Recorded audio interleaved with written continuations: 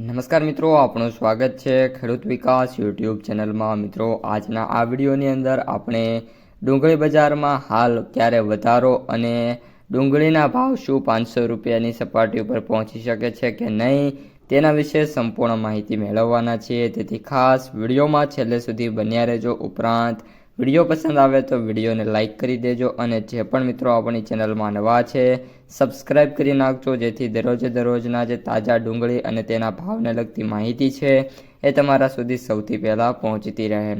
ડુંગળીની બજારમાં મિત્રો વાત કરીએ તો મંદીનો દોર યથાવત છે અને ભાવમાં ધીમી ગતિએ ઘટાડો જોવા મળી રહ્યો છે। હાલના તબક્કે ડુંગળીની બજારમાં નવા માલની આવક સતત વધી રહી છે અને સામે લેવાલી છે એ ખૂબ જ ઓછી છે। સારી ક્વોલિટીના ભાવની વાત કરીએ તો 20થી લઈને 30 રૂપિયાના ઘટી રહ્યા છે અને ગોંડલમાં જે છેલ્લી હરાજી થઈ હતી એ મુજબ પહેલાં ₹300 જે ડુંગળી જતી હતી એ આજે 260 રૂપિયા જોવા મળી રહ્યા છે।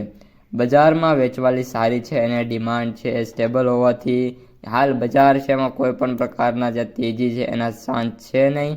ભારતમાંથી અત્યારે નિકાસ છૂટ છે, પરંતુ ભારત સરકાર દ્વારા અગાઉની નિકાસબંધીની નીતિના કારણે બાંગ્લાદેશ, શ્રીલંકા જેવા દેશ અને બીજા દેશો તરફ વળી ગયા છે, જેને કારણે ભારતમાં કોઈ માંગ અત્યારે ડુંગળીની જોવા નથી મળી રહી।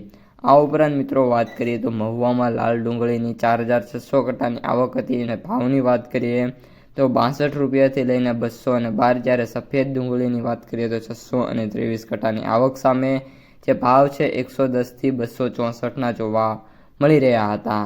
તો મિત્રો, આ અત્યારની માહિતી વિડીયો પસંદ આવ્યો હોય તો ખાસ લાઇક, શેર, સબસ્ક્રાઈબ કરી દેજો। અસ્તુ, જય હિન્દ।